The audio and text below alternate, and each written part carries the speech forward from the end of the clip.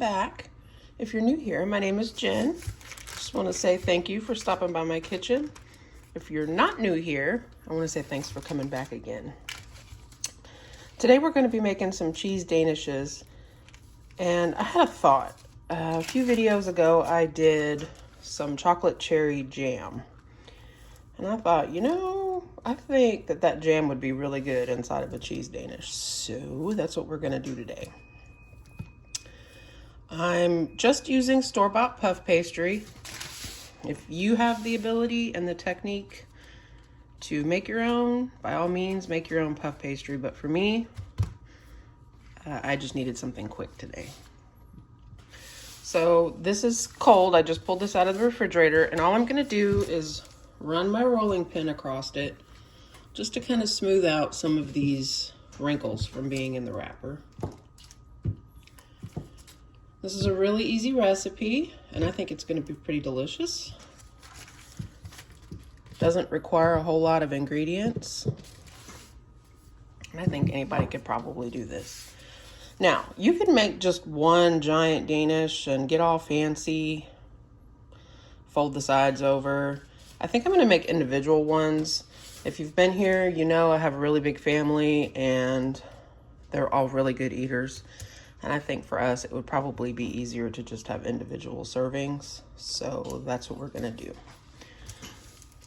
I have my oven preheating to 425, but you'll want to pay attention to the instructions on the side of your puff pastry. They all differ. Some of them are 400, some of them are 425. So I'm just gently going to try to cut this as even as possible. We all know that I am not really the best at that, but our motto on this channel is we are not going for perfection. So do the best you can. I think I'm going to make these guys kind of small, get 8 of them. And then I'm doing a double batch, so I'll get 16. You can make this with any jam or jelly. If that's not your thing, you can leave it out and just do the cream cheese filling. That works too. And if you're interested in how I made my chocolate cherry jam, I'll post a little card up here to the recipe where I canned that. So I'm going to gently try to move these over to a parchment lined cookie sheet so that once I get them filled, I don't have to move them.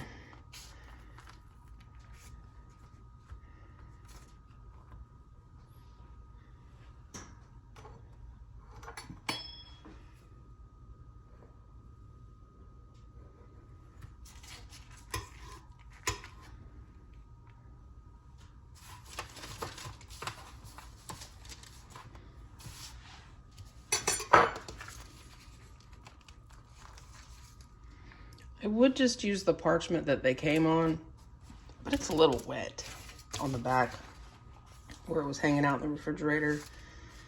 So I don't really want to do that. I'd like the bottom of these to get crispy.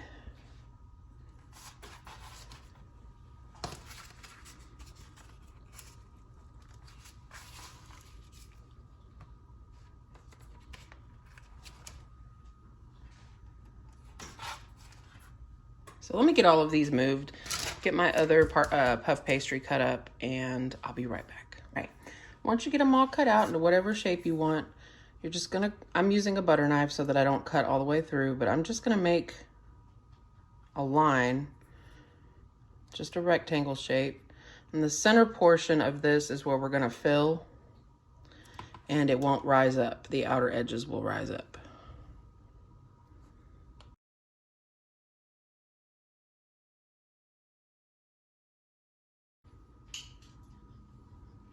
It's a little crooked, but that's okay.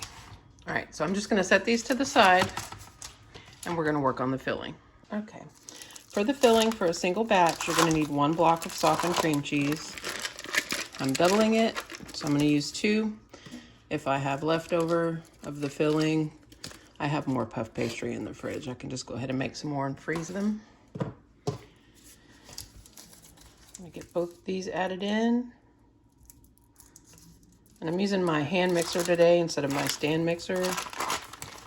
But I will turn the volume down for you guys so that I don't just abuse your eardrums. All right, so get those both added to the bowl. And then to that, I'm gonna add about a 1/2 cup of sugar. That's personal preference. About a teaspoon of salt. If you're doing a single batch, you want like 1/4 cup of sugar and 1/2 teaspoon of salt. This is a teaspoon of lemon juice. I'm using 2, single batch, use 1. And the same for vanilla. I'm using 2 teaspoons, single batch, use 1. And we're gonna separate our eggs, single batch is 1, impeccably clean hands. We're gonna separate the yolk from the white, and we're gonna add the yolk to our filling, and we're gonna save the egg whites for brushing around the edges of our pastry.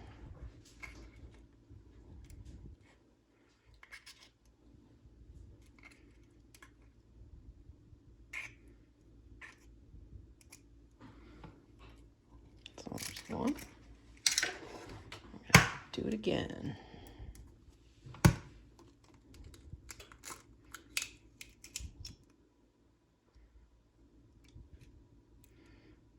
I usually prefer to use my hands for this, but I got my nails done and I'm just really not sure how that would work out. All right, so we're just gonna set the egg white to the side and we're gonna use that to brush on our pastry. All I'm gonna do is mix this, cream this together until it's nice and smooth and there's no granulation from the sugar. And you can absolutely do that by hand. If you don't have any, fancy gadgets, it's not a big deal. It's just gonna take you a little longer. So we just beat that until it was smooth.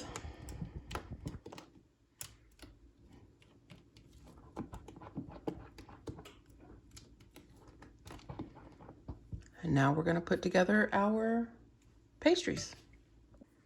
All right, so to the center each one of these pastry doughs, I'm just gonna spread on some of this cream cheese mixture.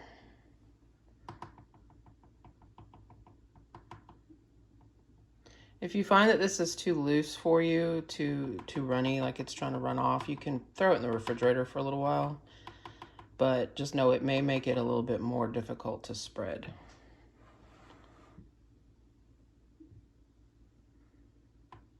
In fact, I think I'm just gonna get a spoon.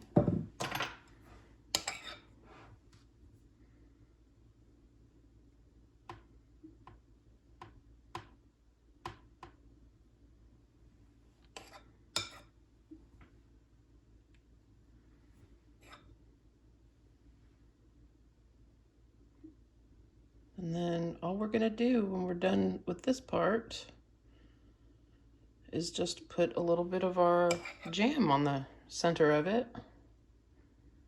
down the middle, and it will melt as it cooks. Fingers crossed and not run everywhere.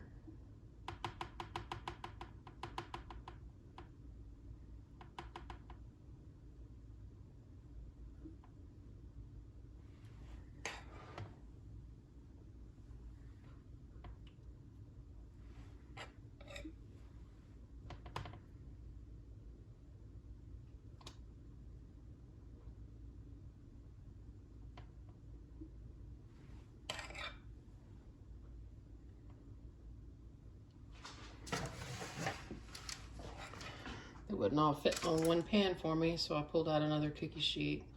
I'll make my other batch off camera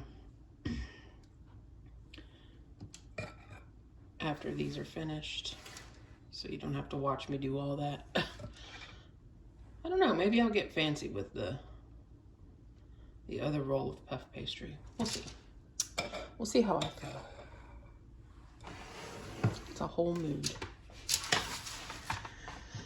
And here's that jam that we made together. Lovely seal. Ugh, it smells so good. Oh, it smells like cake. It really does smell wonderful. My kids have already eaten their way through 2 jars of this, so that should tell you something. So I'm just gonna put a little bit of this on the center of each one of these. I'm gonna try to get mostly the solids. I'm not that pressed if it does overflow onto the edges, but I'd like to keep as much of it in the middle as possible.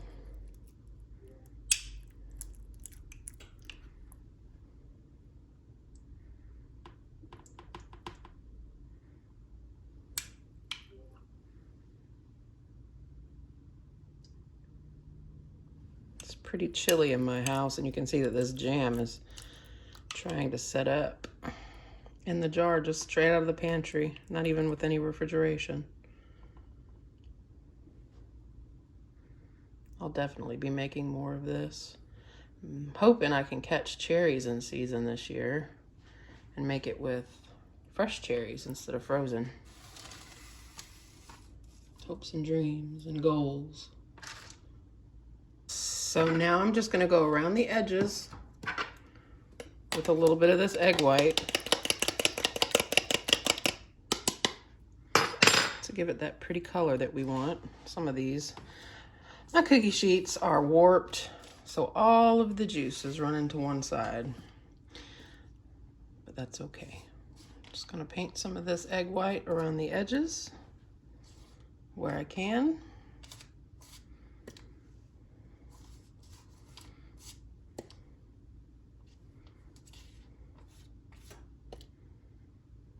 And then I'm gonna get them in the oven, 20 to 25 minutes. I'm gonna keep a really close eye on them. My oven hasn't been cooking consistently lately, and it's got hot spots, so I'm not really sure what the deal is with that. If anybody has any oven knowledge, by all means, let me know.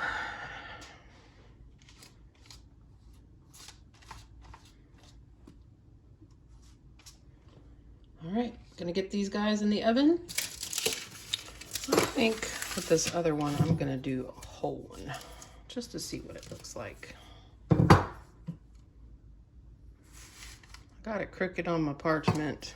It doesn't really want to come off, but that's okay. Once I get it folded up, it'll fit. So all I'm gonna do is go down both sides and cut little strips. I'm gonna try to keep track of how many I have. All right, so that's 21. So I'll try to get 21 on the other side without destroying it. I think my kids picked this up for me the other day from the grocery store, and I think it may have spent a little time in the car before it came home. 21. Well, not exactly, but that's okay. All right, so starting from this other end, first thing I'm gonna do is fold just a little bit of this up and press it down. That's gonna keep the filling in. And then I'm gonna do the same process I did with the little individual ones.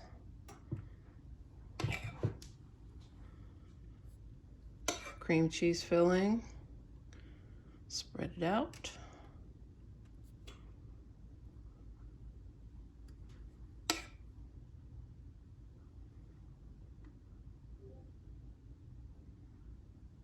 I'm gonna stay about an inch away from the bottom edge and the top edge up here.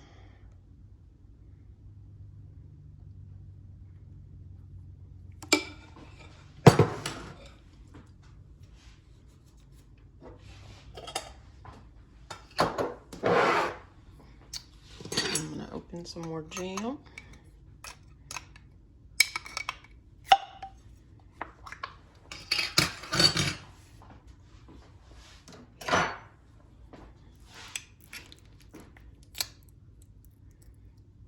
I'm just gonna put it right down the center.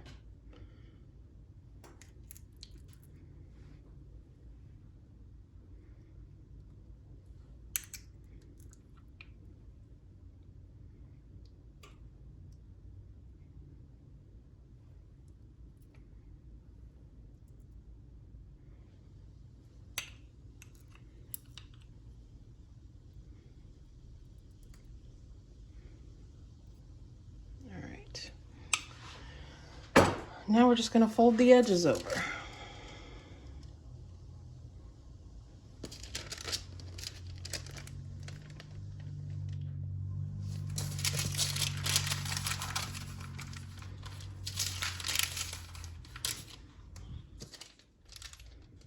And we're gonna go back and forth. You can get as fancy with this as you want.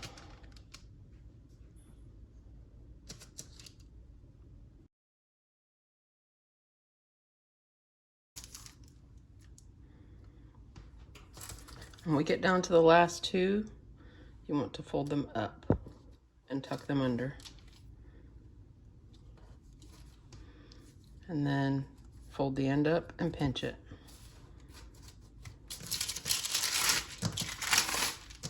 I mean, she's cute. She's cute. She's not perfect. I'm not a pastry chef. And I'm just gonna brush on egg white over the top of this one as well. And then when the others are done, I'll get this one in the oven.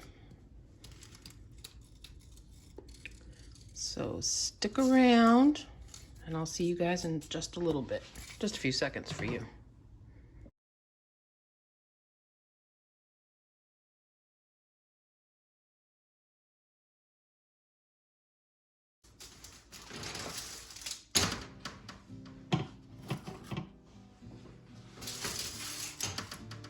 All right, I had these guys in there just shy of 20 minutes.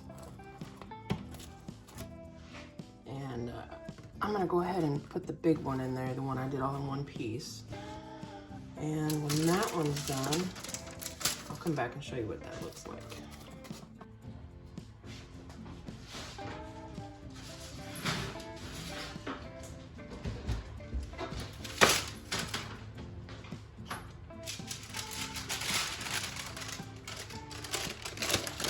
All right, this big one went for the full 20 minutes. And she did turn out cute. Now, at this point, you have a couple of options. You can make a powdered sugar glaze, or like me, I'm just gonna dust on some powdered sugar. I don't want a ton. This jam is already quite sweet enough. So just a little something, something on the top. Ooh, that was a lot of something, something.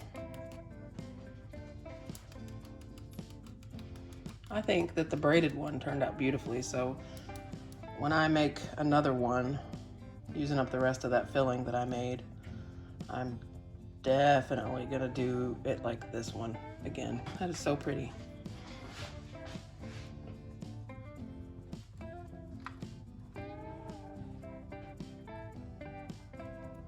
And that's it, you guys. Quick and easy. Be a nice little breakfast if you have company, or, you know, if you just want to treat your family. And it's another great way to use up some of those jellies and jams that you've been canning. So if you're still here, I just want to say thanks for watching. I'm really glad to have you here. I hope you come back again. If you think that you might give these a try, why don't you guys leave me a comment and let me know what flavor of jam you'll be using in your cheese Danish. And as always, I'll see you back here in my kitchen next week.